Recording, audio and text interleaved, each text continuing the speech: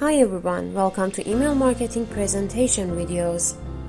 As you might know, email marketing is the act of sending a commercial message typically to a group of people using email. It includes large files, promotion marketing, and newsletter marketing. Let's go to email marketing. From configuration, choose campaign stages.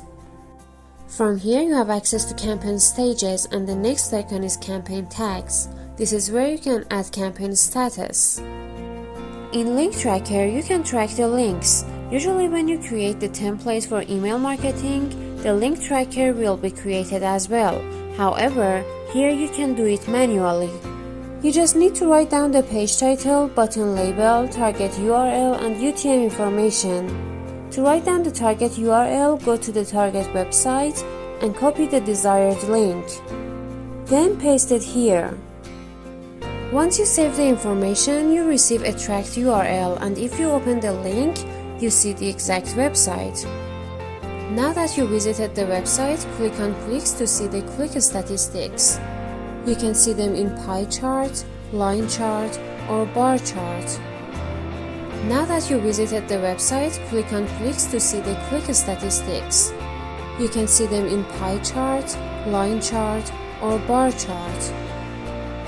In the next icon, you can blacklist an email address if you want, and by doing that, they won't receive any emails from your site. You can also add a reason for it.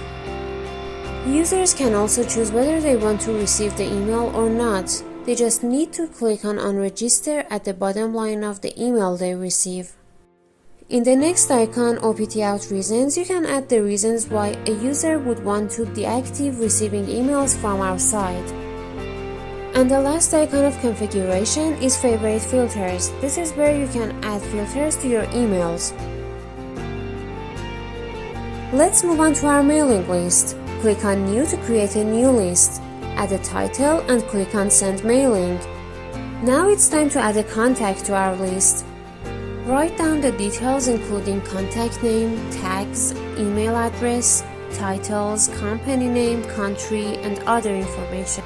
There are also other ways to add a new contact to your list. Go back to your list and click on Import. You can either write down the email addresses or upload a file. In order to upload a file, download the Import template for mailing list contacts. Open the file and write down the contact's info in it. Then you can upload the same file.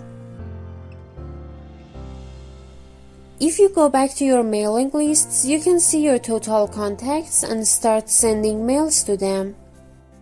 Write the subject and choose the recipients.